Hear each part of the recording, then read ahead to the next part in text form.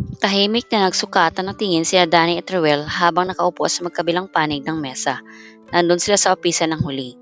Ramdam ni Ruel na makalipas ang isang buwan na parating magkasama sina Danny at Chrissy ay nakuha na ng loob ng dalaga. Hindi na mahirap para sa binata na iparating sa dating nobya ang pinansyal na tulong na magmumula sa kanya. Kailangan naman niyang ipadaan iyon sa lalaki at bahala na ang pagkakataon kung paano ipaalam sa dalaga na sa kanya nagmula ang perang gagamitin para sa operasyon nito. Alam din ni Danny sa sarili kung gaano kalaga na may sagawa ng operasyon para sa mga mata ni Gracie.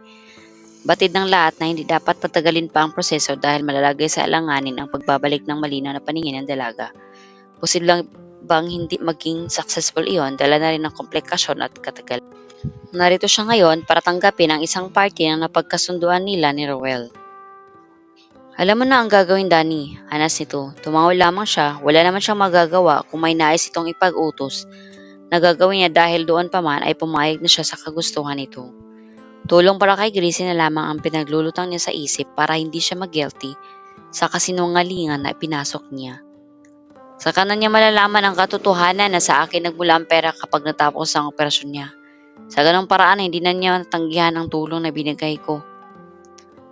Para sa iyo madali lang ang lahat ng ito dahil alam mo na pasasalamatan ka pa ni Gracie kapag nagkataon. Paano ako kapag nalaman niya na ang binigay kong tulong sa kanya ay nagmula sa taong ayaw niyang hingan? Bayad ka naman, di ba? Bakit hindi mo pa ang bagay na yon? Isa pa, kapag natapos ang lahat ng ito, inasahan ko na hindi ka na magpapakita pa sa kanya. Kaya hindi na makakarating sa mga tinga mo ang reklamo niya. Natapos ang usapan nila na mabigat ang loob ni Danny. Hanggang ngayon ay dala pa rin niya sa konsensya ang pagsisinungaling sa dalaga. Oo, malaking tulong kay Gracie ang salapin ni Ruel para mapanumbalik sa normal ang paningin nito. Iyon naman ang gusto nilang lahat na mangyari na muling bumalik sa normal lang ang takbo ng buhay ng dalaga.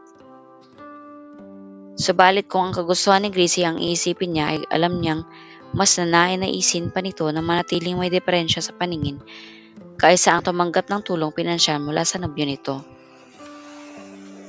Saan naman siya lulugar? Ilang beses na lang sinabi sa kanya ng babae na nais itong makakita ng maayos para matulungan ang mga magulang sa pagpapatakbo ng papalubog nilang negosyo at ang operasyon lamang ang daan para maisakatuparan yon. Ibig sabihin, kailangan niya ibigay rito ang tanging solusyon sa problema nito. Pera na nagmumula kay Ruel. Kung may ibang paraan lang para maibigay niya sa dalaga ang tulong na kailangan nito nang hindi umaasa sa ibang tao ay binigay na niya. Dinala si Danny ng kanyang mga paa sa bahay na tinutuluyan ng kanyang tatlong kapatid at ina sa San Pedro, Laguna. Kahit gaano niya mamiss sa mga ito ay alam niyang hindi sila maaaring magkasama sa araw-araw. Dala ng trabaho niya noon bago siya napasama sa mga tauhan na pinasasweldo ngayon ni Ruel dahil sa layo ng biyahe niya. Mas nakamura pa siya sa mga gastusin nung nakikishare lamang siya sa tinitirahan ng kaibigan at daing kasamahan sa trabaho. Malayo pa lang ay natanaw na niya ang ina nakaupo sa harap ng maliit na tindahan nito na pinagsumikapan niyang itayo para sa ginang. Kapag hindi siya nakakapagpadala rito kung minsan ay ang tindahan ang nagpo-provide ng simpleng pangangailangan ng mga ito. Kahit payak na pamumuhay lamang ang kaya niyang ibigay sa mga kapatid at ina ay hindi naghahangad ang mga ito ng higit pa. Nay, tawag niya sa ina si Aling Dorinda. Oo, gulat na bati nito. Bakit nandito ka? Wala ka bang tugtog ngayon? Usisa nito. Wala na po akong banda ngayon, Nay. Saglit na natigilan ang ginang sa ibinalita ng anak. Alam nito kung gaano niya kamahal ang musika, kaya kahit hindi kalakihan ang sinasahod nito sa pagbabanda, ay hindi ito hiniling sa kanya na ibahin ang takbo ng trabaho niya. Hindi naman sila kinakapos ng madalas at nagawa pa niyang papag-aralan ang mga kapatid, kaya aprobado sa gina ang karir na gusto ng anak. Alam nitong doon siya maligaya, kaya naman kung todo suporta ang ibinibigay nito sa kanya. Kuya, tawag pansin ni Dinah sa kapatid. Napailing si Danny na makita ang kapatid. Ito ang sumunod sa kanya. Alam na niya kung bakit gano'n na lamang ang katuwaan nito na makita siya. Ilang buwan nang inaawitan sa kanya ni Dinah ang perang iahabuno sa pagbabarko nito. Yun na lang daw ang huling kahilingan nito para kapag nakasapa na ito sa luxury ship, Na prospect nito ay ito na ang aako sa mga responsibilidad na maagang naatang sa kanyang mga balikat. Huwag kang masyadong excited, biro niya sa kapatid na kandahabol sa paghinga ng makalapit sa kanilang mag-ina. Dala ko na ang pera at may pang pocket money ka pa. Siguruhin mo lang na legal yan na at ayoko magsundo sa pier ng batang umiiyak dahil naloko sa trabaho. Kuya naman, yun ang pinakamalaking company rito na nag-employ ng mga aplikante para sa iba't ibang trabaho sa mga luxury cruise ships sa ibang bansa kaya don't worry. Hindi pa man lumalabas sa bibig niya ang isasagot sa kapatid ay kaagad na nitong dinukot ang wallet sa bag pocket ng kanyang pantalon. Napailing na lamang siya sa ginawa nito. Sumagi sa isip niya ang mga biruan nila noong kabataan pa nila at nagpapasalamat na hanggang ngayon ay hindi nagbago ang tulingan nilang magkakapatid. Wow, kuya! Sino tong nasa picture? Girlfriend mo? Kinikilig na tanong nito. In fairness, mukhang artista. Kaagad niyang hinalbot ang wallet na kinakalkal nito at itinago iyon sa bulsa. Nabasa niya sa mga mata ni Dina ang isang nakakalokang tingin, kaya naman iniiwas niya ang mga mata rito at hinarap ang ina.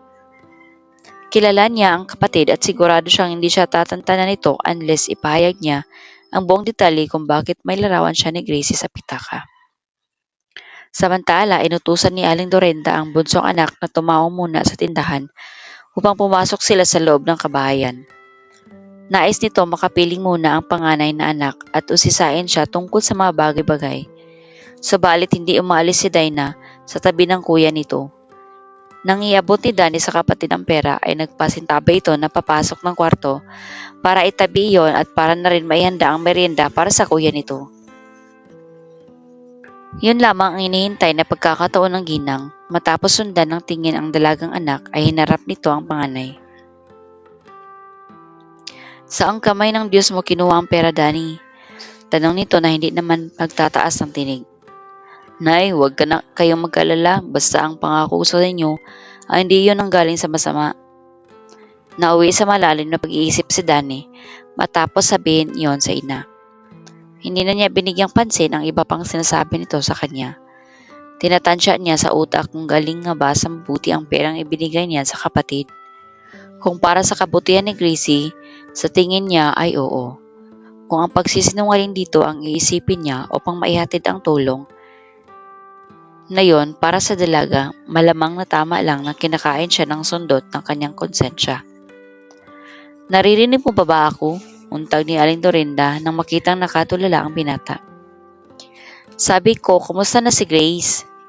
Yun bang babae na madalas mong i-text sa kapatid mo at hindi ko nakita kay alam kong larawan niya ang nasa pitaka mo?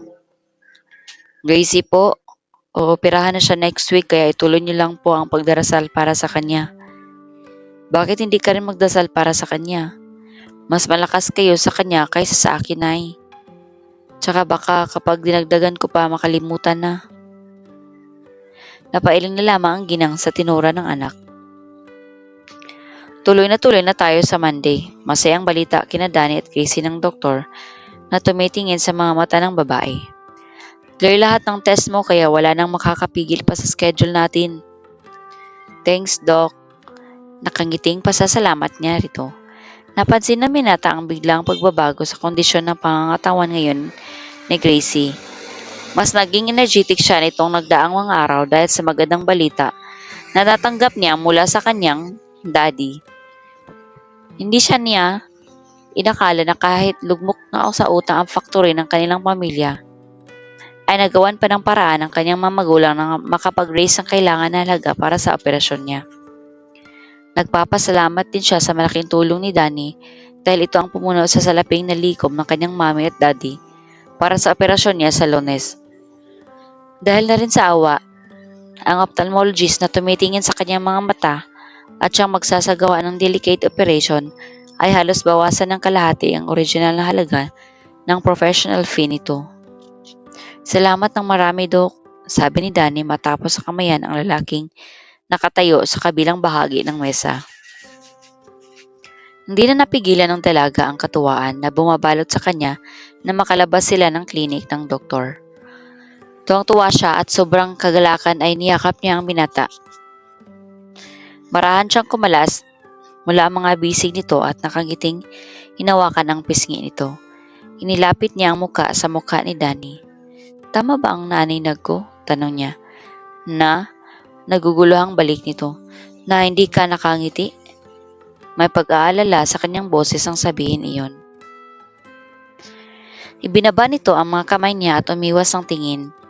Tahimik na inalalayan siya nito palabas ng ospital at patungo sa kinapaparadahan ng sasakyan. Sumunod naman si Gracie sa mga hakbang ni Danny at hindi na nagtanong kung bakit imbis matuwa ang binata sa kaalaman na tuloy ng operasyon niya, ay kabaligtaran naman ang naging pagtugon nito sa kanya. Mababa ka sa kanyang mukha ang pag-aalala para sa naging reaksyon nito.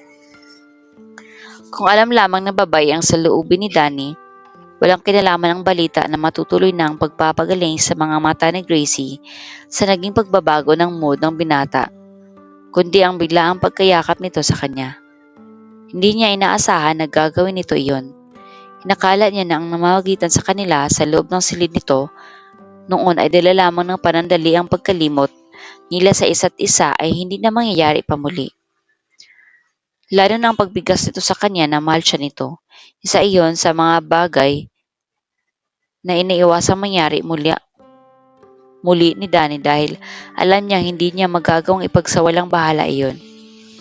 Mas lalo na ngayon kung kailan mas malalim ng puwang na inuukupan ang dalaga sa kanyang puso. Malapit ng dumilim, Gracie. Umuwi na tayo at baka nag-aalala ng mama mo. Aya ng lalaki. Tahimik na nakasakay ang dalawa sa kotse habang binabaybay ang daan pabalik sa bahay ng mga Simeon. Tanging ang manghihinang musika na nanggagaling sa radyo at ang mabining bulong ng hangin ang naririnig ni Gracie. Hindi siya mapakali kung bakit gano'n na lang ang reaksyon ni Danny sa kanya kanina.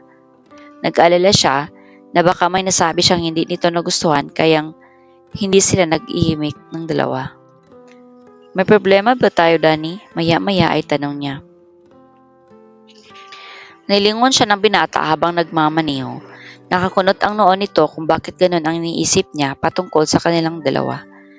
Paano ba nito ipapaliwanag sa dalaga na lubos ang epekto sa kanya ng pisikal na pakipaglapit nito sa kanya? Kaya lang ay ayaw naman itong mangilag siya rito, lalo na at nagpresenta ito na nais siyang alalayan hanggang sa makarecover siya sa operasyon na susuungin. Kalimutan mo na yan kanina, Gracie. May naalala lang ako kaya ganun ang reaksyon ko. Pagsisinungaling nito. Ayoko ng ganito, Danny. Mas mabuti pang sabihin mo sa akin ng diretso ang mga bagay-bagay kaysa nanguhula ako. Pamimilit niya. Hindi mo magugustuhan kung sasabihin ko sa iyo ang totoo, kaya mas mabuti pang huwag na nating pag-usapan. Hayaan mo na dahil hindi na rin importante iyon. Mas lalong hindi ako matatahimik ngayon dahil nagpahapyaw ka na. Kung kulitan rin naman ang gusto mong mangyari para magsabi ka, hindi kita tatantanan, Danny, kahit araw-arawin pa kita. Nakakiting hamon niya. Napabuntong hininga na lamang si Danny sa narinig. Sa pakiwari nito ay hindi na siya makakalusot pa kay Gracie. Kailangan niya magsabi ng kahit na anong pwede nitong paniwalaan para tumigil na sa katatanong. Ngunit magagawa ba niyang ilihim sa dalaga ang tunay na nararamdaman sa kabila ng lihim sa pagitan nila ni Rowell? Alin sa dalawa ang mas dapat niyang ipagtapat? Kung ganon ay hanggang kailan niya ititikom ang mga labi para rito? Kaya nga ba niyang ipagsinungaling sa babae ang tunay na isinisigaw ng damdamin niya? Magagawa ba niyang aminin ang nararamdaman niyang ito para kahit paano ay may isang bagay na manatotoo sa loob niyang sinabi rito? Mahal kita, Gracie, bulong ng binata sa sarili. Nung una pa man, minahal na kita kaagad. Nilingon niya ang dalaga upang tingnan ang naging reaksyon nito sa napakalakas niyang pag-iisip sa sarili. Na makita na walang ipinagbago ang reaksyon nito ay napapikit siya, sabay hugot ng malalim na hininga. Mabuti na lamang at di yun narinig ni Gracie, anya sa isip. Ngunit mali ang pagkakala ng binata na hindi narinig ni Gracie ang mga katagang binulong nito sa hangin. Kung masisilip lang nito ang nasa utak niya ay makikita nito roon ang mga salitang paulit-ulit niyang iniisip. Mahal kita, Gracie, nang una pa man minahal na kita kaagad. Nanlamig ang mga palad ng babae, ngunit hindi iyon dahil sa hangin na pumapasok sa gawing bintana, kundi dahil sa narinig niyang di sinasadyang pangungumpisal ni Danny sa kung ano ang nararamdaman niya para sa kanya. Sa buong durasyon ng kanilang biyahe pabalik sa bahay ng dalaga, ay halatang itinago ng dalawa ang pagkakailangan sa isa't isa. Kahit ganoon ay nagbubukas pa rin si Gracie ng mga simpleng usapan na pawang oo at hindi lamang ang sagot ng binata. Hanggang sa hindi na siya nakapagpigil, hindi niya hayaan na may tumayong pader sa pagitan nila dahil lamang sa sinabi nito kanina. Bukal ba sa loob mo ang mga sinabi mo kanina? Hindi na kailangan pang analisahin ni Danny ang bahagi ng iyon ni Gracie. Alam na alam nito ang tinukoy niya na sinabi nito kanina, ngunit hindi na ito mimik dahil ayaw nitong pahabain pa ang usapan tungkol doon. Kagaya ng kaalaman ng lahat, may pinangakuan na ng kasal ang dalaga kaya naman para ano pa na ang ungkatin nila ang mga katagang nasabi nito kanina na wala rin namang patunguhan. Narating nila ang tahanan ng mga Simeon na kapwa umaiwas sa pagsasalita ang dalawa. Matapos ipasok ang sasakyan sa garahe ay umibis ito para alalayan ang dalaga na makababa. Bakit hindi mo sabihin sa akin ng diretsyo, Danny? Pabulong na tanong niya sa tainga nito nang magkababa na siya ng kotse. Hindi na nagawang sagutin ni Danny ang mga sinabi ng babae dahil lumabas si Mrs. Simeon mula sa loob ng bahay. Baka sa mukha nito ang pag-aalala para sa anak. Iniabot niya ang hawak na kamay ni Gracie sa ina para ito na ang magpasok sa dalaga sa loob. Ano ang resulta sa klinik? Usisa ng ginang sa dalawa. Sa Gracie na po ang magpapaliwanag, tita. Sabi niya. Magpapaalam na po ako, babalik na lang po ako bukas ng umaga. Pero, Danny, pagtuto sana ng dalaga ngunit hindi niya pinansin. Habang binaybay niya ang daan patungo sa apartment nila ni Luis, di malaman ni Danny kung bakit bigla ay gusto niyang iwasan si Gracie. Dapat ay matuwa siya sa ipinaramdam nito sa kanya na kahit paano pala ay may pag-asa siya sa babaeng matagalan niyang minamahal ang lihim. Ngunit sa kabila niyon ay nadudurog ang kanyang puso at nagagalit siya sa sarili dahil sa kawalan ng magagawa para sa nararamdaman nila ni Gracie para sa isa't isa. Paano niya patutunayan na mas maibibigay niya kay Gracie ang lahat ng pangangailangan nito kaysa kay Roel, na sa katotohanan ay walang-wala siya? Kaya ba niyang buhayin ang dalaga sa pag-ibig lamang? Kung ipaglalaban niya ang nararamdaman para rito, maipapangako ba niya sa sarili na hindi mahirapan si Gracie sa magiging kalagayan nila sa buhay? Maibibigay ba niya rito ang tanging kahilingan nito na makakita muli ng normal upang maayos nito ang daloy ng sariling buhay? Sa daan pa uwi ay samot-saring katanungan ang pumapasok sa kanyang isip. Kahit na anong paliwanag ang gawin niya sa utak ay isa lamang ang nanalong kasagutan. That I love her so much and Gracie deserves everything, but Ruel can give her security.